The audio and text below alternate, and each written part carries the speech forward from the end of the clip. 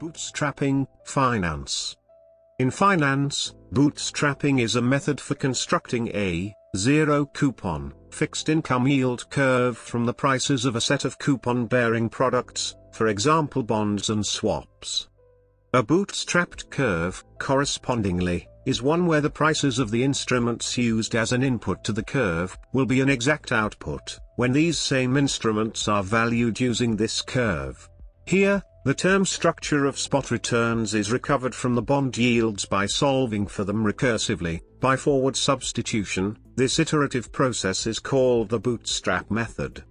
The usefulness of bootstrapping is that using only a few carefully selected zero-coupon products, it becomes possible to derive par swap rates, forward and spot, for all maturities given the solved curve. Methodology.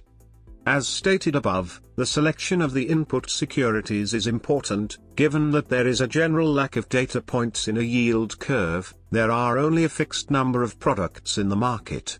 More importantly, because the input securities have varying coupon frequencies, the selection of the input securities is critical. It makes sense to construct a curve of zero-coupon instruments from which one can price any yield, whether forward or spot, without the need of more external information. Note that certain assumptions, for example the interpolation method, will always be required. General methodology. The general methodology is as follows: 1. Define the set of yielding products. These will generally be coupon-bearing bonds. 2. Derive discount factors for the corresponding terms. These are the internal rates of return of the bonds. 3. Bootstrap the zero-coupon curve, successively calibrating this curve such that it returns the prices of the inputs. A generically stated algorithm for the third step is as follows. For more detail see yield curve # construction of the full yield curve from market data. For each input instrument, proceeding through these in terms of increasing maturity. When solved as described here, the curve will be arbitrage-free in the sense that it is exactly consistent with the selected prices. See rational pricing # fixed income securities and bond valuation # arbitrage-free pricing approach. Note that some analysts will instead construct the curve such that it results in a best fit through the input prices, as opposed to an exact match, using a method such as Nelson-Siegel. Regardless of approach, however, there is a requirement that the curve be arbitrage-free in a second sense, that all forward rates are positive. More sophisticated methods for the curve construction, whether targeting an exact or a best fit, will additionally target curve smoothness as an output, and the choice of interpolation method here, for rates not directly specified, will be important. Forward substitution. A more detailed description of the forward substitution is as follows.